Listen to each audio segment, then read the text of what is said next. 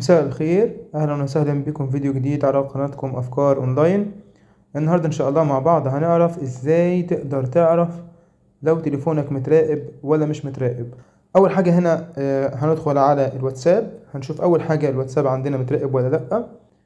بروح على الواتساب او الواتساب بيزنس. تمام، بتروح عند الثلاث نقط اللي فوق وبتشوف لينكد ديفايسز، اللي هي دي لينكد ديفايسز دي بتشوفها. ولما بيطلع لك المنظر ده تتأكد انك مش متراقب ولا حاجة. طب لو انت متراقب هتلاقي ايه؟ هتلاقي هنا في الجزء ده هنا كده، ماشي، هتلاقي فيه اي جوجل كروم او اي جهاز او اي حاجة. تمام، هتلاقي فيه اي حاجة هنا.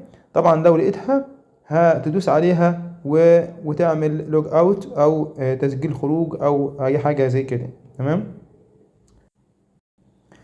طيب بعد ما اتأكدنا ان الواتساب مش متراقب، هنروح بقى للفيسبوك علشان نشوفه برضه هو كمان متراقب ولا مش متراقب. فهنروح عند الفيسبوك كده اهو، ونروح عند الثلاث نقط الثلاث شرط اللي فوق دول، ونروح عند السيتنج اند بريفيسي اللي هي دي. تمام، هنروح لها.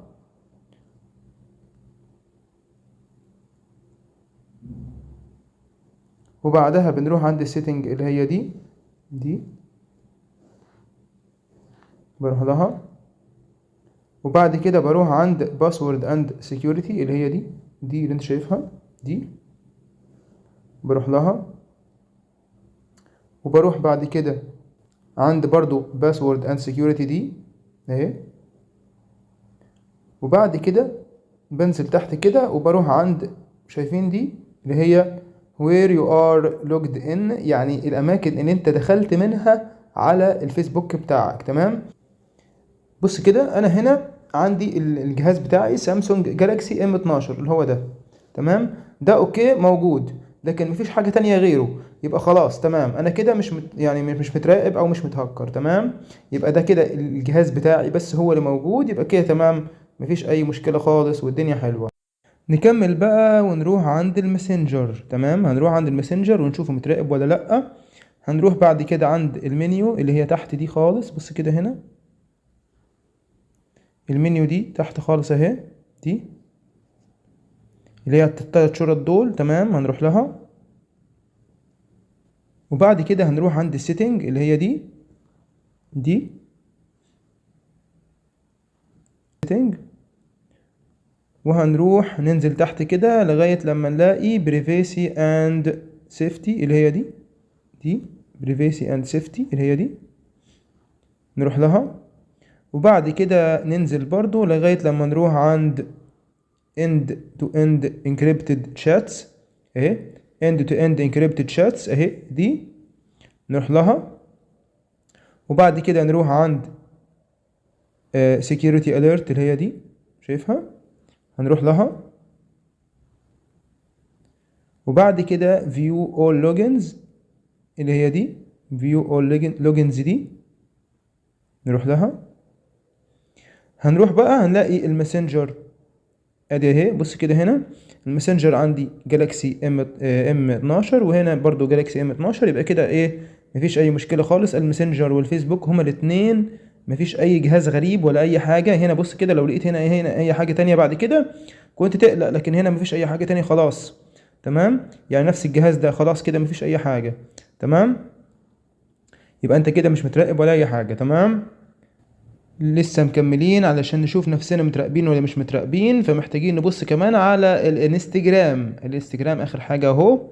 هنروح عند الانستجرام ونروح عند الصفحة الشخصية بتاعتنا، ونروح عند الثلاث نقط اللي فوق دول، ونروح بعدها عند الاكونت سنتر اللي هو ده، الاكونت سنتر اللي هو ده بنروح عنده. وبعدها بنروح عند الباسورد اند سكيورتي اللي هي دي بنروح عندها. وبعد كده بنروح عند، بص كده هنا where you are logged in برضو اللي هي دي، هنروح لها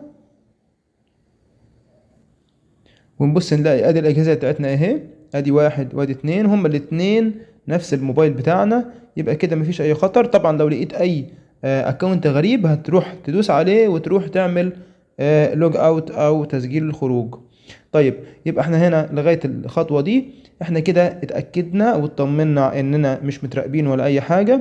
ولو كنا متراقبين او لقينا اي جهاز او اي حاجة زي كده زيادة او حاجة مش بتاعتنا او حاجة غريبة، يبقى هندوس عليها ونعمل لوج اوت او تسجيل الخروج علشان نطلع منها ونضيع على صاحبها فرصة المراقبة. ومستني اشوف كل واحد فيكم يكتب لي اذا كان هو متراقب ولا مش متراقب، لانك ممكن تلاقي نفسك متراقب بالصدفة. عشان تبقى انت عارف الموضوع انت مش بتكون عارف نفسك متراقب ولا مش متراقب غير لما تجرب. تمام. فطبعا الخطوات اللي انا قلتها دي محتاج انك تجرب كل واحدة منهم وتشوف نفسك. لو في اي حاجة بلغنا على طول، ولو معرفتش تطلع برضو قولي وهنحاول نشوف المشكلة ونشوف حل المشكلة مع بعضنا. في نهاية الفيديو أحب أقول لكم إن قناتنا أفكار أونلاين بنقدم فيها أفكار تقنية وبنشرح فيها برامج ومعلومات مهمة خالص. لو بتستفيد منها اشترك معنا في القناة وفعل زر الجرس عشان يوصلك إشعار بكل فيديو جديد. يلا بقى أشوفكم فيديوهات تانية جديدة. يلا بقى سلام. إن أعجبك الفيديو لا تنسى الإعجاب والاشتراك في القناة.